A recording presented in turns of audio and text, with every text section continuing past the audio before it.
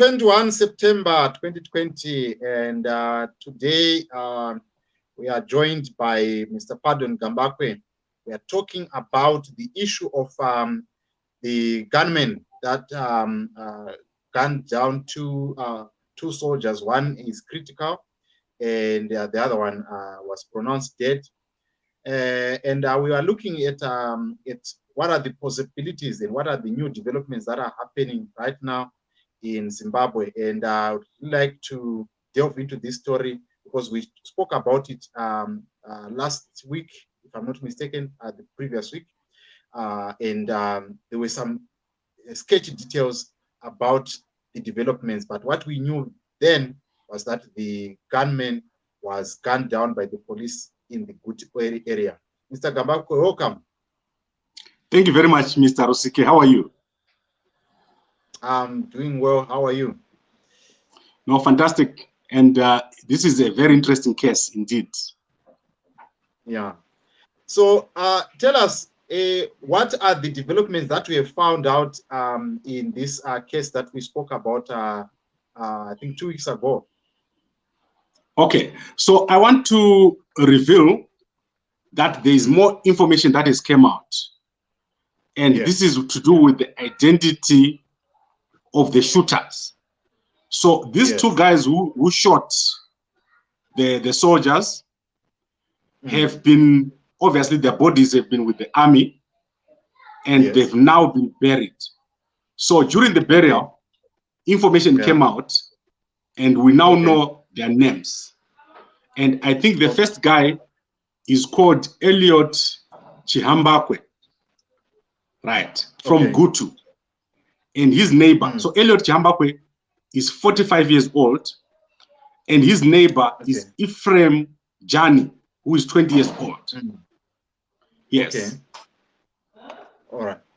So is there any more details of why is the probably the government has not released such information to the public?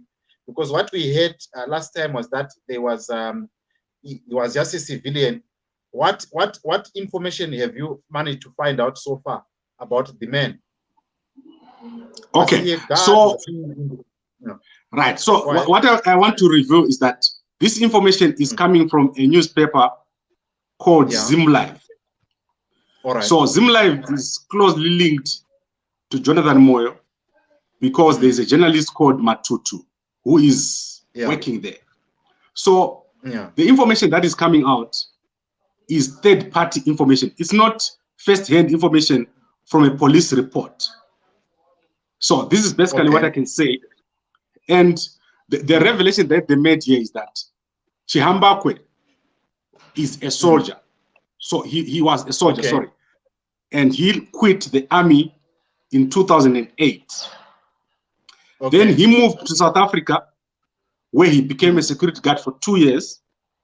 And then he moved back to Zimbabwe to live in the rural area of Gutu with his family. So he was living there with his 2 children and his wife. Then the young man was called Ephraim Jani, was a neighbor who is 20 years old. So you can see that from 2008, maybe when Chihambakwe left, Ephraim was a baby. He was a schoolboy. Still young. So these two, they're not people working in purpose. They are a senior and a young man. So you understand how our culture works. When you are walking around with an older man, you are just following. So basically, as far as I'm concerned, the older man here, Chihambakwe, the soldier, was in charge. And the other young man was just following around.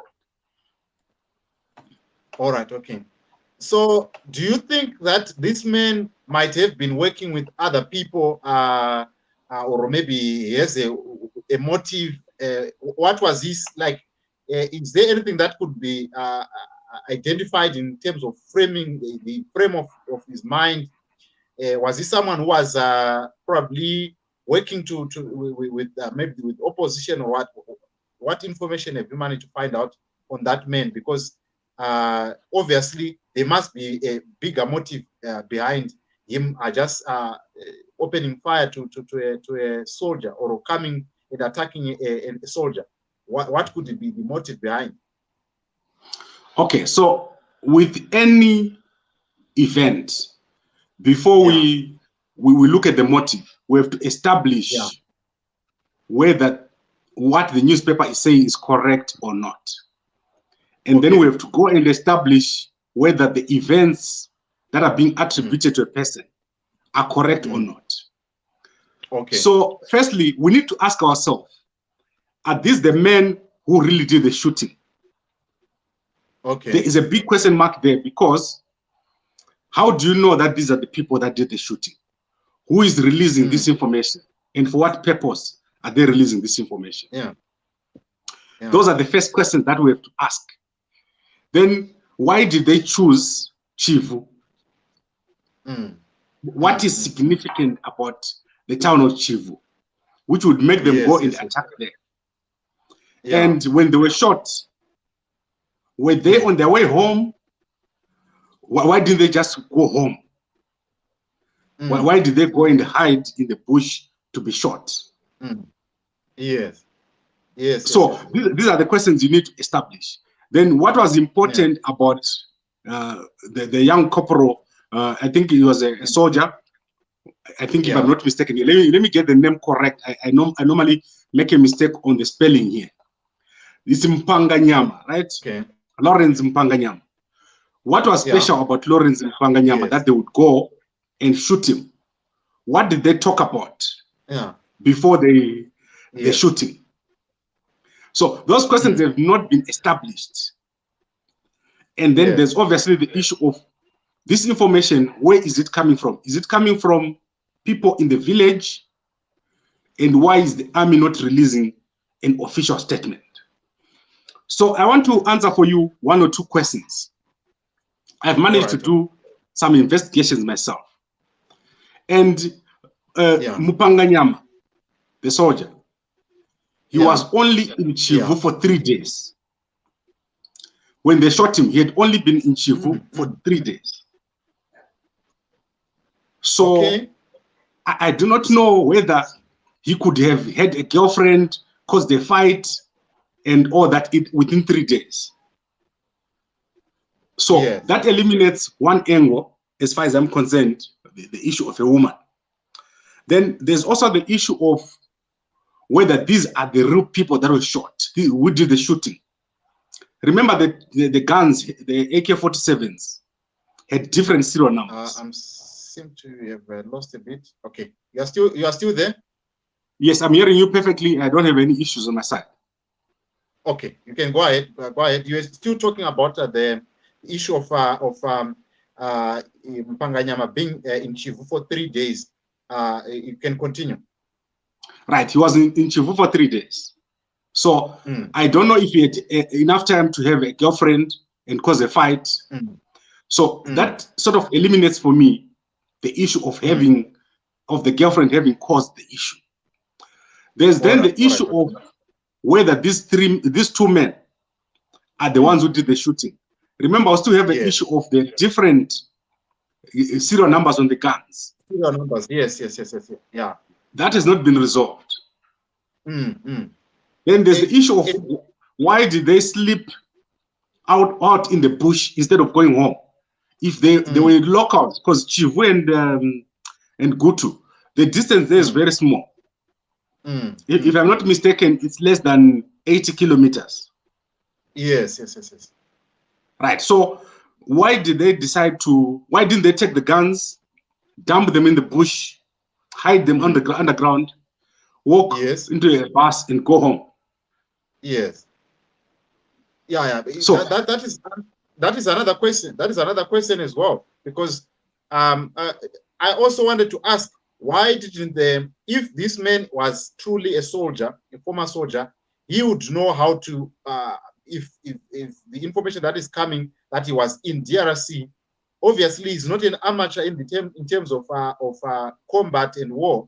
So why would he risk his life and stay in the bush, knowing that he might be checked down after such a big shooting that made international, news everywhere?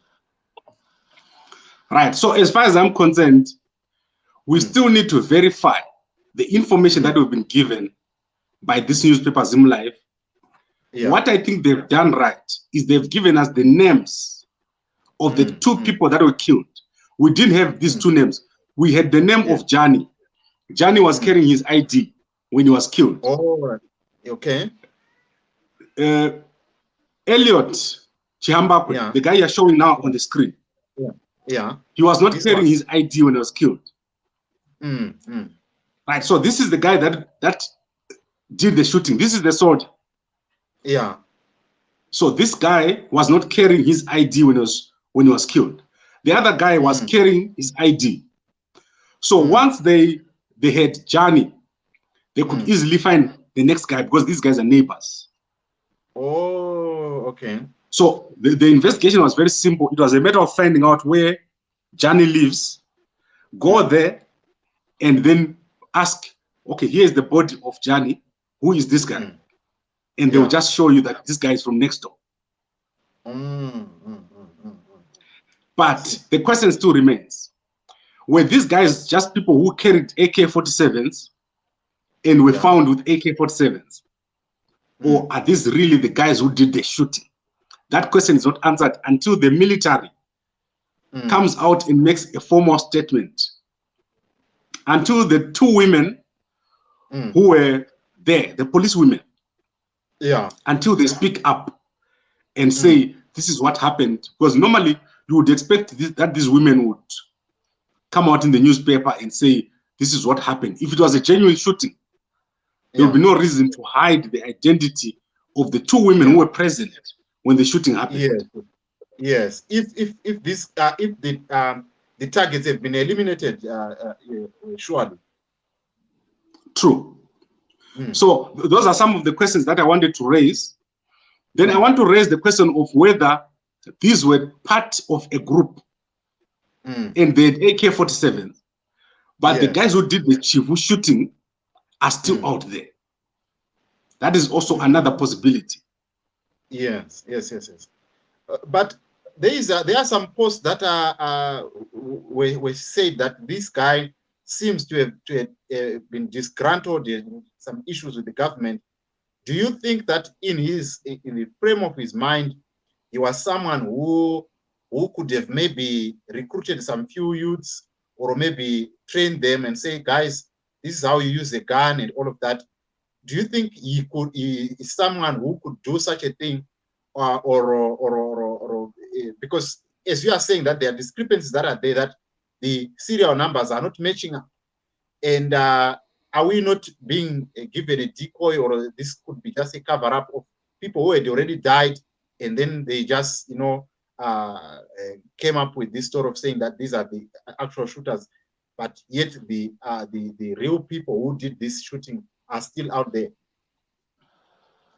Okay, I want to answer you on those questions, and I want to look at the WhatsApp, the Facebook screenshot you are showing there.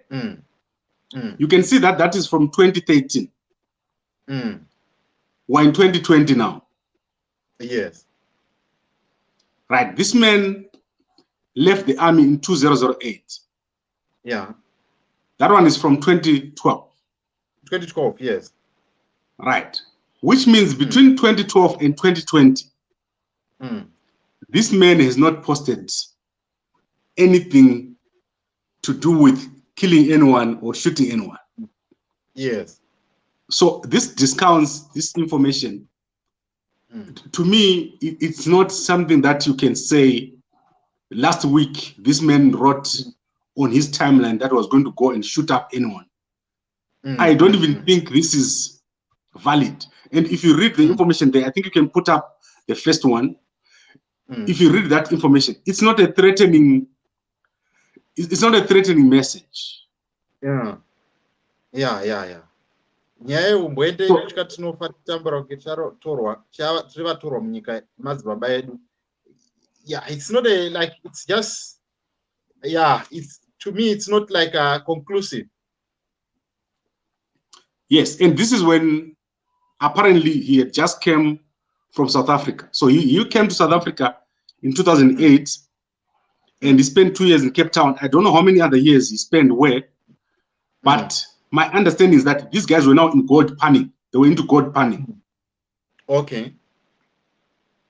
So they are not ordinary people, obviously. They are, you know what artisanal miners are like. So it's possible that they could be known as people who had guns. All right, I see. But not that they are the ones who did the shooting. So it's not conclusive. To me, I look at it as a possibility that they are the ones, but there's also another possibility that they are the ones or they are not, and there's another bigger group outside operating. And the military is trying to almost, it's a decoy as far as I'm concerned.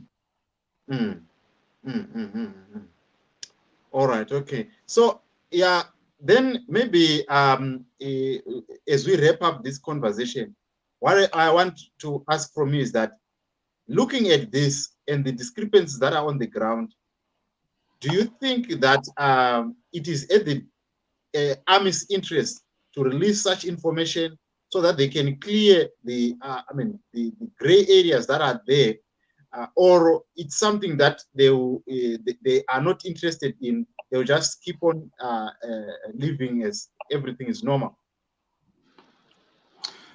The thing is, I don't think the military in Zimbabwe has the right skills to do this job. Unfortunately, this needs forensic investigators. It needs certain types of skills that I don't think are available in the Zimbabwe military. Even here in South Africa, if something like this was to happen, the government does not have enough skills. Here in South Africa, if this happens, they get specialists from the private sector to do this kind of thing.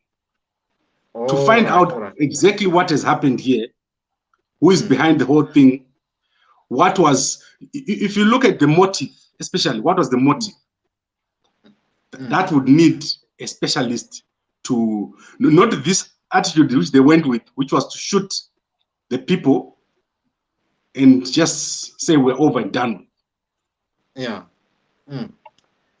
There you have it, ladies and gentlemen. We are with Mr. Pardon Ganbare, and we are dissecting the issue of some information that has been trickling in about the gunmen who were gunned down by the special forces of the ZRP and also the Zimbabwe National Army, who went and they identified the people who were hiding in Gutu. We know that the two have been buried, but the question that also still remains is that why is it that when you look at the bodies, maybe at the big images that were released earlier, that we cannot show to our viewers, but they are there on social media for everyone to see, was that it looked like the person, the other gentleman, he had a stick on him, and his pants were down. Those are some of the questions that I wanted to ask. Does it mean that these people were tortured first, or they were just shot at once, and that's how it happened? Because how can you explain that image of someone with two sticks, one here on top, looking like they were held like what they call in Shona Mbira Zakondo, and then later assassinated? What is your take on that image that was circulating on social media? Yeah, the thing is, I don't know the methods that the military uses, but what I can tell you is that once you are in the hands of the military, it's not like you're in the hands of the police. And I think many people know this. Military guys are not trained to be soft and to... So what was supposed to happen there was not to use soldiers. It was to use military intelligence. And the military intelligence guys are smart. They're not like a foot soldier who is going to want to shoot you. So what was needed here was a trap. You needed to set a trap to understand, to get more information because it was an unfamiliar event. So now you end up with just the assumption. You don't know whether it was a shooting, a robbery, or it was a signal. You don't know because that information is not available to you. If you torture someone, they'll tell you whatever you want them to say. Yeah. So maybe the other issue is, do you think that if this job was done properly, we could eliminate a threat of maybe terrorism, just like what is happening in the likes of Nigeria, how Boko Haram came to being? Do you think that doing a proper job by the army was going to eliminate, if we're going to have probably in the near future a case of this nature, of someone going and attacking a soldier and getting away with it? Is this something that you think, if it was done properly, we could eliminate that threat? Well, you can never eliminate a threat because the soldiers are always in conflict somehow or the other. But you would understand the kind of threat that you're facing. You know that in Zimbabwe there are a lot of disgruntled people. But there's never been anyone who was brave enough to shoot a soldier in broad daylight. So this is an unfamiliar threat. It needed someone who is a senior intelligence specialist to look and say, this event is new. It has never happened in the history of Zimbabwe. We need to gain information, and then we need to assure the public that they are safe, that there's no one who is out there to get them. And at the moment, that has not happened. So what we have now is a lot of questions and unanswered questions. Yes. Anyway, Mr. Pardon, is there anything that you want us to say before we let you go on this program or concerning this matter? There are still some gray areas that you say personally you feel that they have not been addressed. But any last word from you? Yeah. So I just want to summarize what we said. We said that two guys who have been buried, and they were buried, I think, this past weekend in Gutu. They were buried in their village. Their neighbors, a 45-year-old man, Elliot Chambakwe, and his neighbor, Johnny, the 20-year-old. And then what happened is this Chambakwe has got 2 children and is married. They were in Gutu. That is where they were buried. But when they were killed, it's not clear whether they were killed nearer to where the murder happened, how the police managed to track them. And it's not clear why they didn't just jump the guns and leave and go into a bus and go home. So what made them sleep in the bush with the guns? I don't know why they would do such a thing. And it's not clear how reliable this information is, because we don't know where it is coming from. All right, So it's basically speculation as we speak. There's a lot of speculation, but as time goes on, we will need to go deeper. As I said to you, the soldier who was killed was only in Chivhu for 3 days when he was killed. So that is according to my information here, which I got from my other sources. All right. Right, so that's all I wanted to say. I do not have any more that I wanted to say. Besides that, now we have new information. We know that the 2 people who killed the soldier and injured another are now buried. All right. Thank you so much, Mr. Pardon Ganbare. Hopefully we'll get more information soon. If this is an orchestrated effort by some elements, obviously probably that will come out soon. Probably they will do a video like what the Boko Haram guys do. But it is always a pleasure to hear from you and giving us your insights. And please subscribe to Ganbare Media on YouTube and also on Facebook. You can go to Ganbare and also go to the website gambakwe.com, and you'll be able to get some news and some breaking news. South Africa, Zimbabwe, anywhere there is breaking news on his platform. Thank you so much, sir, for joining us.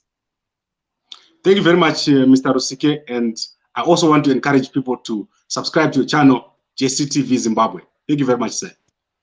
All right, it's a pleasure. Thank you. That was Mr. Pardon Ganbare joining us today, giving us insight on what is happening on the gunmen who were gunned down in the Gutu area, I think 2 weeks ago. And we now have established that there is some information. Whether this information is credible, that leaves to be seen, because it's coming from a reputable newspaper. But the person where it's coming from, we still need to see if the army are going to make a statement. But, you know, we never know what is happening, whether these individuals who were killed were just probably people, a cell of an operation that was actually on a mission to take out guns from soldiers, because of the discrepancies that are there on the serial numbers. But anyway, this has been the channel. This has been the talk. I just want to hear your comments. Aaron Dube saying, the gun is the solution. The day is coming for change, not MDC, but for the people. Just watch. Craig Marshall says, legends. This is the comments that I'm getting. But anyway, thank you so much for watching. I really appreciate your time, and I appreciate your efforts to make sure that this channel goes great. But I want you to also go on our website, jctvzimbabwe.co.za. There are some stories there that we publish, and you'll be able to get some of this information that we're giving you here live. If you want to be part of this program, you want to join us live, you want to comment, please get in touch with me. Just send me a message, be it on Facebook, be it on WhatsApp. You go on our Facebook page, jctvzimbabwe.co.za.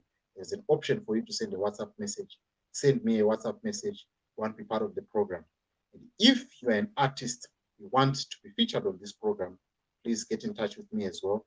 If you've got a business idea, not a business idea, you've got a business venture that you have ventured into, please get in touch with us. Let us get your business out there. You don't know who has your potential customers out there. We would like to cover that story, and get in touch with us. We'll give you all those details on how you can do that. So that is all that I had for today on this channel and on this platform. I hope that we're going to have another guest very, very soon. Guest who has got a business venture that is very, very interesting. I'm not going to preempt that, but I'm going to be having that guest very, very soon, and it's going to be interesting. But today, go also and watch some of the videos that I've done, and go and check them out and share them with your family and friends. Thank you so much. I will see you next time when we talk about other interesting things. This has been your boy JC, reminding you that Rise Up Africa, the world is waiting for you. Thank you for watching. This is